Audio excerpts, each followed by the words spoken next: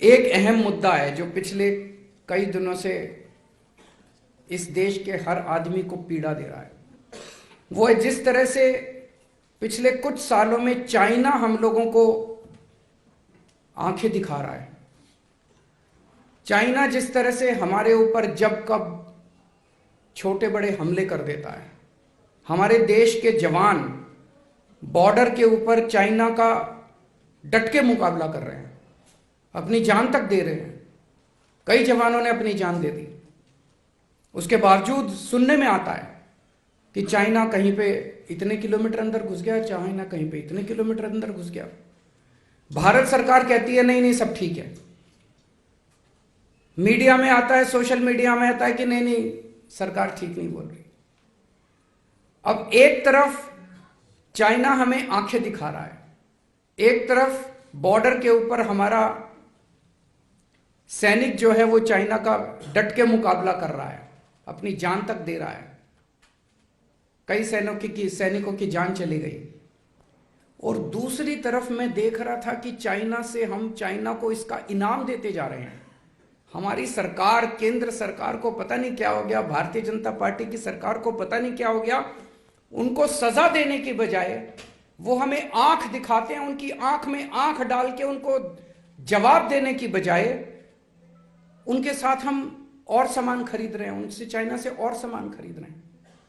2020-21 में यानी कि पिछले से पिछले साल में हमने $65 बिलियन का चाइना का माल खरीदा। $65 बिलियन मतलब मोटे मोटे तौर पे 5.25 लाख करोड़ रुपए का सामान भारत ने चाइना से खरीदा। चाइना ने और आंख दिखाई।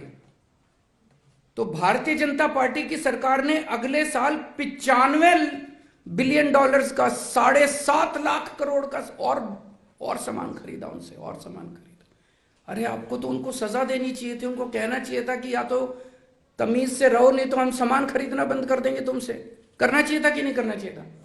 हमें तो उनको सजा देनी चाहिए थी, उनसे और माल खरीदने की। क्या मजबूरी है केंद्र सरकार की? क्या मजबूरी है भारतीय जनता पार्टी की?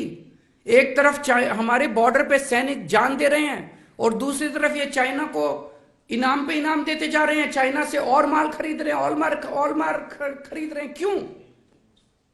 हमारे सैनिकों की जान की कोई कीमत नहीं है क्या? और माल क्या खरीदते हैं? चप्पलें इंपोर्ट हो रही है, कपड़े इंपोर्ट हो रहे हैं, खिलौने इंपोर्ट हो रहे हैं। ये हम नहीं बना सकते? चप्पलें हम नहीं बना सकते? कपड़े हम नहीं बना सकते? वहां से चश्मे इंपोर्ट हो रहे हैं।